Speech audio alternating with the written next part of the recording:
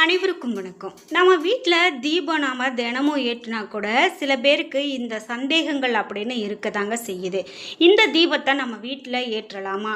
எப்படி தீபம் ஏற்றணும்? தீபம் ஏற்றும் போது கண்டிப்பாக இந்த தவறை மட்டும் செய்யாதீங்க அப்படின்னு பல விஷயங்கள் நம்ம நாள்தோறும் கற்றுக்கிட்டு தான் வரோம்.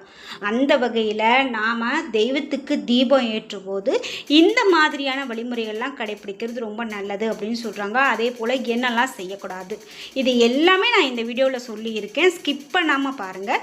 நீங்கள் உங்கள் வீட்டில் தீபம் ஏற்றும் போது என்ன மாதிரியான வழிமுறைகளை கடைப்பிடிப்பீங்க? முக்கியமாக நான் தனிப்பட்டு இந்த மாதிரி தீபம் ஏற்றுகிறேன் அப்படின்னா மறக்காமல் உங்களுடைய கருத்துக்களை கமெண்ட் பாக்ஸில் பதிவிடுங்க.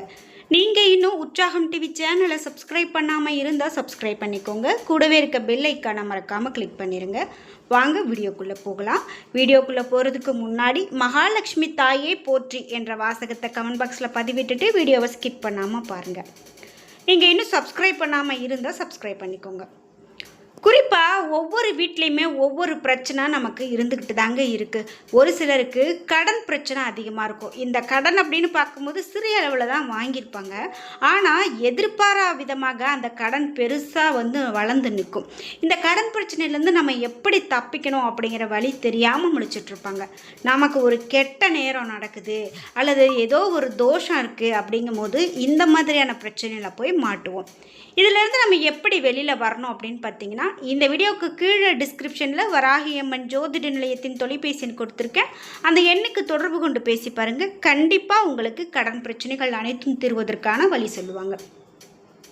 நம்ம தீபம் ஏற்றுவது அப்படின்னு பார்த்தீங்கன்னா, பிரம்ம முகூர்த்தத்தில் விளக்கேற்றுறது ரொம்ப நல்லது அப்படின்னு சொல்கிறாங்க. இந்த சமயத்தில் நம்ம வீட்டில் அனைத்து தெய்வங்களும் தேவர்களும் வாசம் செய்கிறாங்க அப்படிங்கிறது சொல்லப்படுது. இதனால தான் பிரம்ம முகூர்த்த நேரம், இந்த நேரத்தில் நம்ம தீபம் ஏற்றுறது நல்லதுன்னு சொல்கிறாங்க. இந்த பிரம்ம முகூர்த்த நேரம் அப்படிங்கிறதுன்னு எப்போ தொடங்குது அப்படி பார்த்தீங்கன்னா, அதிகாலையில் 3 மணிக்கு தொடங்கி 5:30 மணி வரையிலான காலம்தான் இந்த பிரம்ம முகூர்த்த காலம் அப்படின்னு சொல்கிறாங்க. அதிகாலையிலேயே விளக்கேற்ற முடியல அப்படின்னு சொன்னால் கூட பரவாயில்ல, குறைந்தபட்சம் ஒரு 6 மணிக்கு முன்பாக இந்த விளக்கை ஏற்றுறது ரொம்ப நல்லது அப்படின்னு சொல்கிறாங்க. இன்றைக்கி இருக்கக்கூடிய காலகட்டத்தில் இந்த விளக்கேற்றுறது அப்படின்னு பார்த்திங்கன்னா மாறிக்கிட்டே வருது. அவர்களுக்கான நேரத்துக்கு தான் இந்த தீபம் ஏற்றுறது அப்படின்னு மாறிக்கிட்டே இருக்குது. ஆனால் பிரம்ம முகூர்த்தத்தில் தீபம் ஏற்றுறது தான் நல்லது. குறிப்பாக காலை மாலை 2 வேளைகளும் வீட்டில் விளக்கேற்றுறது நல்லது. காலையில் சூரிய உதயத்திற்கு முன்பாகவும் மாலையில் சூரிய அஸ்தமனத்திற்கு பிறகும் விளக்கேற்றுறது ரொம்ப சிறப்பு அப்படின்னு சொல்கிறாங்க. நீங்கள் இந்த வகையில் தீபம் ஏற்றிட்டுருக்கீங்க அப்படின்னா மறக்காமல் உங்களுடைய கருத்துக்களை கமெண்ட் பாக்ஸில் பதிவிடுங்க. அதே போல் நீங்கள் தீபம் ஏற்றிட்டுருக்கீங்க அப்படின்னா அந்த கடவுளினுடைய எமோஜியை கீழே கமெண்ட் பாக்ஸில் பதிவிட்டுருங்க.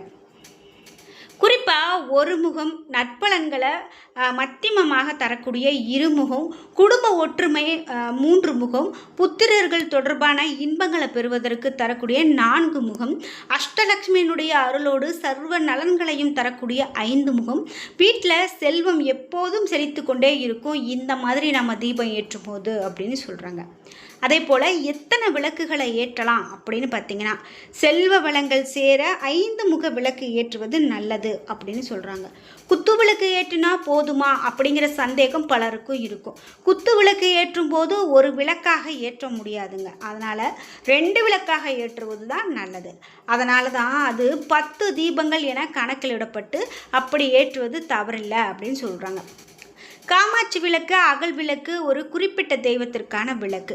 வெள்ளி விளக்கு என எந்த விளக்கு ஏற்றினாலும் ஒரு விளக்காக ஏற்றுவதை விட 2 விளக்காக ஏற்றுவது சரியானது அப்படின்னு சொல்கிறாங்க. ஒரு காமாட்சி விளக்கு, ஒரு அகல் விளக்கு என்று ஏற்றலாம். 2 அல்லது 2க்கு மேற்பட்ட தீபங்கள் என்பதே விசேஷமான பலனை கொடுக்கக்கூடியது தான். சரி, விளக்கு ஏற்றக்கூடிய நாம் எந்த திசையில் ஏற்றணும், எந்த திசையில் ஏற்றக்கூடாது அப்படின்னு பார்த்தீங்கன்னா, கிழக்கு திசையில் துன்பம் அனைத்தும் நீங்கக்கூடிய ஒரு திசையாக இந்த கிழக்கு திசை விளக்கு ஏற்றுவது சொல்கிறாங்க.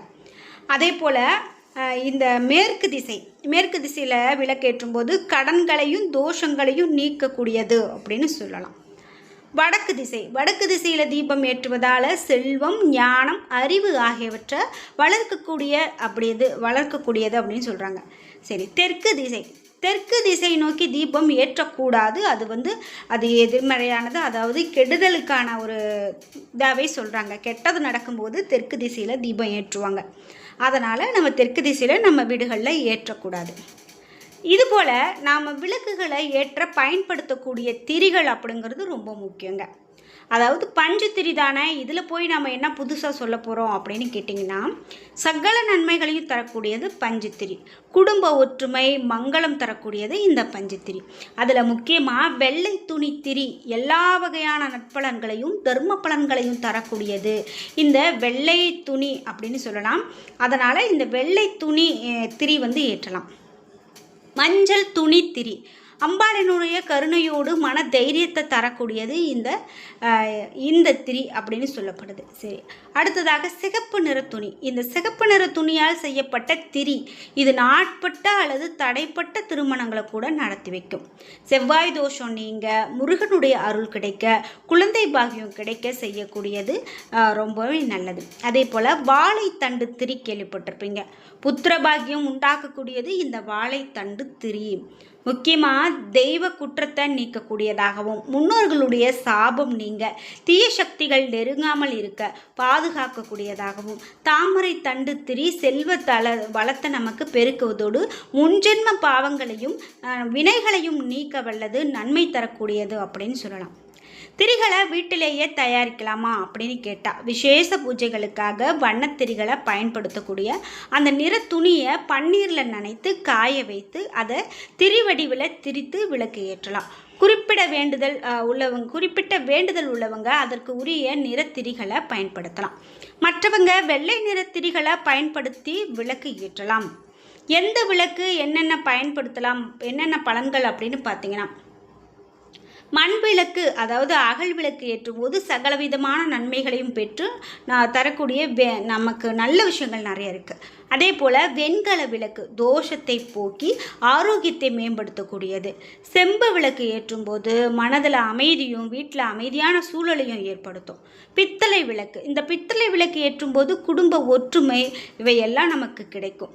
அதே போல் வெள்ளி விளக்கு ஏற்றும் போது வீட்டிலும் அமைதி ஏற்படுத்தி மகாலட்சுமியினுடைய அருளை நிறைவாக பெற்றுக் கொடுக்கும் அப்படின்னு சொல்லலாம். அதுபோல் தங்க விளக்கு ஆயுளை நீட்டிக்கும். பஞ்சலோக விளக்கு தேச வசியத்தை உண்டாக்கும். இரும்பு விளக்கு சனி பகவானால் ஏற்படக்கூடிய பிரச்சனைகளில் இருந்து நம்மை காக்கும் அப்படின்னு சொல்லலாம். அதுபோல் பஞ்சக்கூட்டு எண்ணெய், நெய், நல்லெண்ணெய் போன்றவற்றை விளக்கேற்ற பயன்படுத்தலாம். கடலை எண்ணெய் பயன்படுத்தக்கூடாது. நெய் செல்வ வளத்தை பெருக்கும். நினைத்ததை நிறைவேற்றக்கூடியது நல்லெண்ணெய். ஆரோக்கியத்தை மேம்படுத்தக்கூடிய விளக்கெண்ணெய். புகழை உண்டாக்கக்கூடியது தேங்காய். இப்படி நிறைய விஷயங்களை நமக்கு தரக்கூடியதாக இருக்குது இந்த எண்ணெய்கள் அப்படின்னு சொல்லலாம். வேப்ப எண்ணெய், அதாவது வேப்பெண்ணெய் ஏற்றுவதால் கணவன் மனைவி ஒற்றுமை மேலோங்கும். பஞ்சக்கூட்டு எண்ணெய் ஏற்றுவதால் அனைத்து தெய்வங்களுடைய அருளோடு குலதெய்வத்தின் அருளையும் பெற முடியும். ஒரு விளக்குக்கு பயன்படுத்திய எண்ணெயை நம்ம மற்றொரு விளக்குக்கோ அல்லது பயன்படுத்திய எண்ணெயை கொண்டு விளக்கை சுத்தம் செய்வதோ இவையெல்லாம் செய்யக்கூடாது. ஒரு விளக்கில் எண்ணெய் ஊற்றி 2 நாட்கள் எரிந்த பிறகு அந்த விளக்கை சுத்தம் செய்து வேண்டுமானால் ஏற்கனவே அதில் பயன்படுத்திய எண்ணெயை நம்ம கீழே ஊற்றிட்டு விளக்கை சுத்தம் செய்த பிறகு புதிதாக எண்ணெய் ஊற்றி திரி போட்டு தான் மீண்டும் விளக்கை ஏற்றணும். அதே போல் வெள்ளி செவ்வாய் தவிர மற்ற நாட்களில் விளக்கை சுத்தம் செய்யலாம். அதே போல் முதல் நாள் விளக்கேற்றிட்டு அடுத்த நாள் திரி துணியில் கருகி இருக்கும், அதை நம்ம மட்டும் நீக்கிட்டு மீண்டும் அதே திரியை பயன்படுத்தி விளக்கேற்றலாம் அப்படின்னு சொல்கிறாங்க. புது திரி மாற்ற வேண்டிய அவசியம் இல்லை. திரியை வெறும் கைகளால் தூண்டக்கூடாது. ஏதாவது தீக்குச்சி, பூவினுடைய காம்பு ஆகியவற்றை பயன்படுத்தி தான் இந்த திரியை தூண்டணும். அல்லது விளக்கு தூண்டி திரியை பயன்படுத்தி இந்த விளக்கை தூண்டலாம். அதே போல் இந்த தூண்டு திரியை பயன்படுத்தி திரியை பின்னோக்கி இழுத்து விளக்க மலையேற்றலாம். அல்லது பூவை பயன்படுத்தி தீபத்தினுடைய சுடரை அழுத்தி மலையேற்றலாம். ₹1 நாணயம் வைத்து சுடரை அழுத்தி மலையேற்றலாம். வாயால் ஊதியோ கையை வைத்து விசிறியோ இந்த விளக்கை குளிர வைக்கக்கூடாது அப்படிங்கிறது முக்கியமான தகவல்.